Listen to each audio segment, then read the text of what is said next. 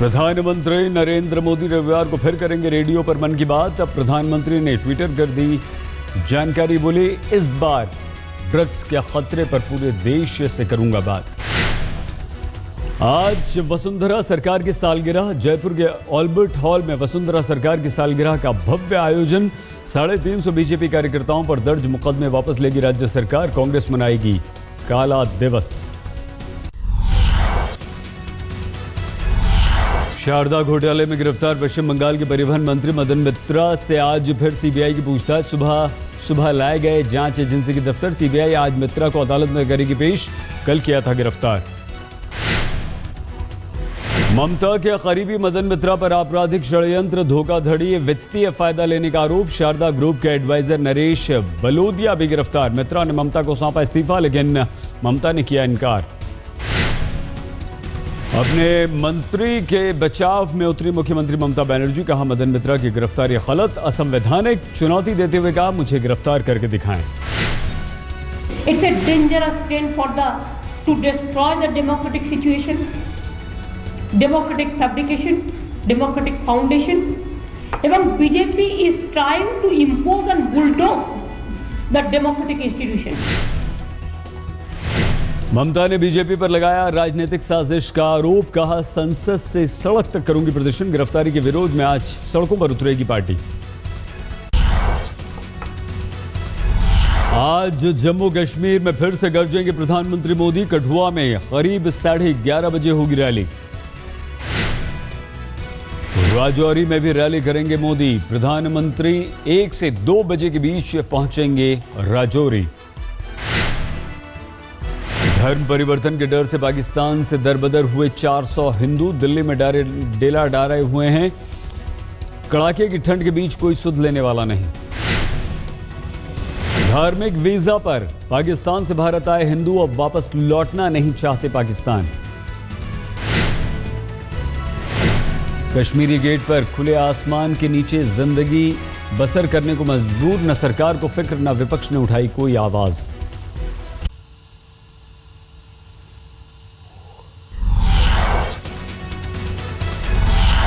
Agenda आज तक के महामंच पर आज पधारेंगे तमाम दिग्गज। सिने जगत से अमिताभ बच्चन, मनोज तिवारी, श्रद्धा कपूर करेंगी शिरकत।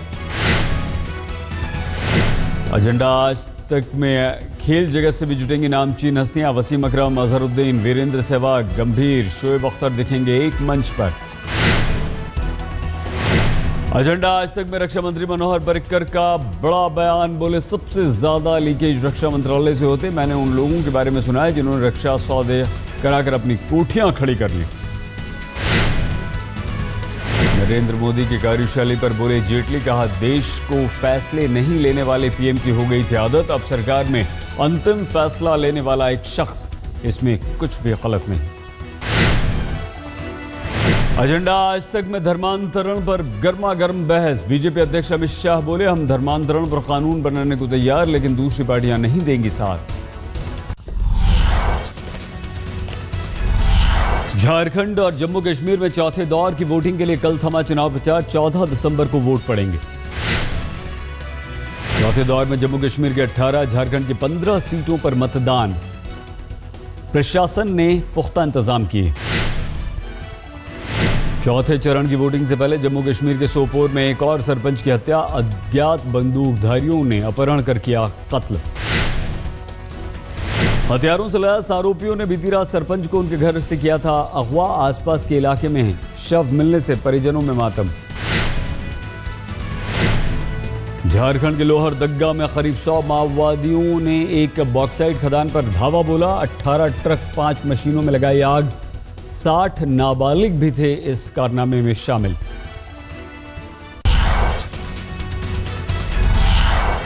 दिल्ली बीजेपी की नजर मंदिर जाने वाले श्रद्धालुओं पर। मतदाताओं को लुभाने मंदिर जाएंगे नेता। करीब 1400 मंदिरों का चयन। महिला बीजेपी विंग मांगेगी वोट।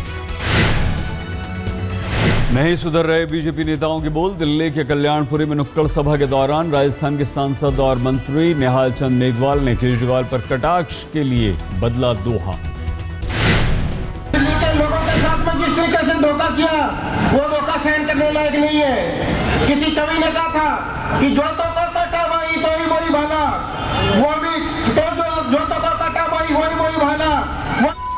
समझेगा पड़ा किसी से पाला।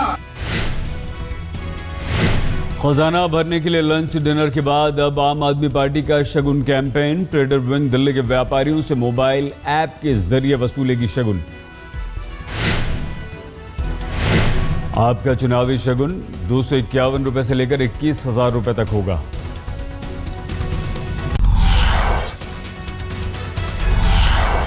बेंगलुरु से ISIS का ट्विटर अकाउंट संचालित होने के दावे की जांच में जुटा NIA बेंगलुरु पुलिस के साथ मिलकर शुरू की जांच।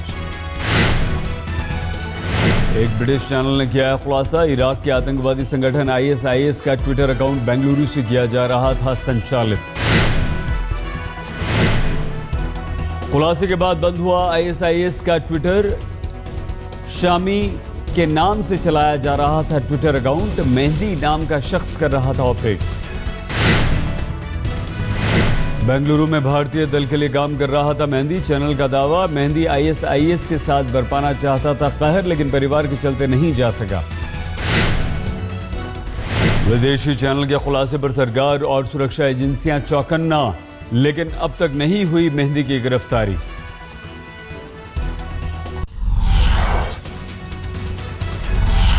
दिल्ली के LNJP अस्पताल से 2 महीने के बच्चे की चोरी, मामला दर्ज। पुलिस पड़ताल में जुटी। अस्पताल में नहीं थे CCTV कैमरे। दिल्ली पुलिस ने गांधीनगर हत्या की गुत्थी सुलझाई। एंटीक चांदी के सिक्कों को लूटने के लिए बुजुर्ग व्यापारी की हत्या में 3 गिरफ्तार। दिल्ली में ATM का दरवाजा लॉक होने से 3 घंटे तक फंसा रहा एक शख्स, पुलिस ने शीशा तोड़कर बाहर निकाला।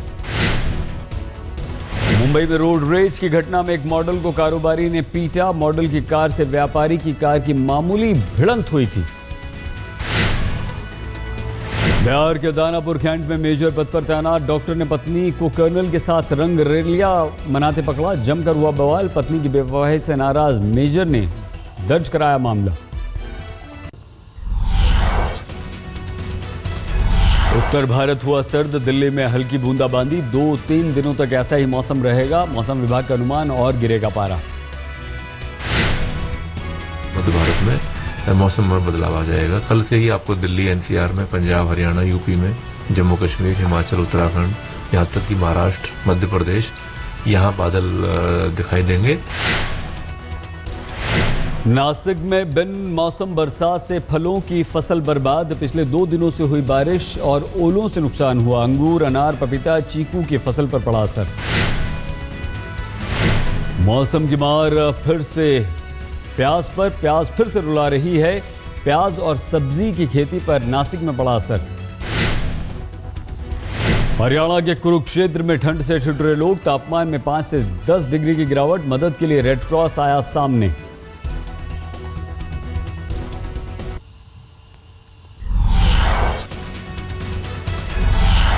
एडिलेड में भारत को मिला है 364 रनों का लक्ष्य। मैदान पर डटे हुए हैं कोहली और मुरली विजय। टीम इंडिया का स्कोर 200 के पार।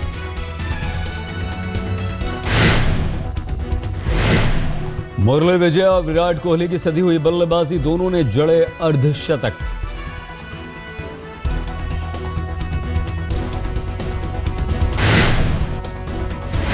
दूसरी पारी में भारत को शुरू में ही लगा झटका। महज 9 रन बनाकर सस्ते में लौटे शिखर धवन।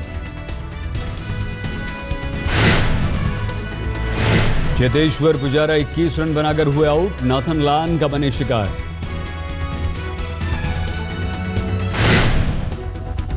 ऑस्ट्रेलिया की तरफ से जॉनसन और लान ने एक-एक विकेट लिया।